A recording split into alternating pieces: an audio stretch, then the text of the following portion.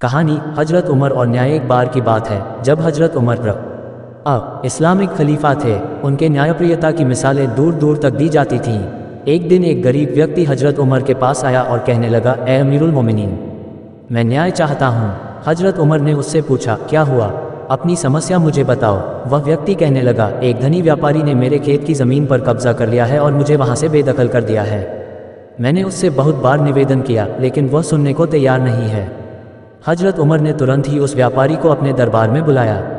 जब वह व्यापारी दरबार में आया तो हजरत उमर ने उससे कहा, तुम्हारे खिलाफ यह आरोप है कि तुमने इस गरीब व्यक्ति की ज़मीन पर कब्जा कर लिया है, ये सही है?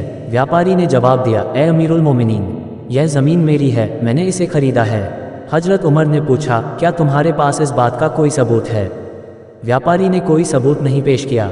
हजरत उमर ने कहा, अगर तुम्हारे पास इस ज़मीन के मालिक होने का कोई प्रमाण नहीं है तो तुम्हें ये ज़मीन इस गरीब व्यक्ति को वापस करनी होगी।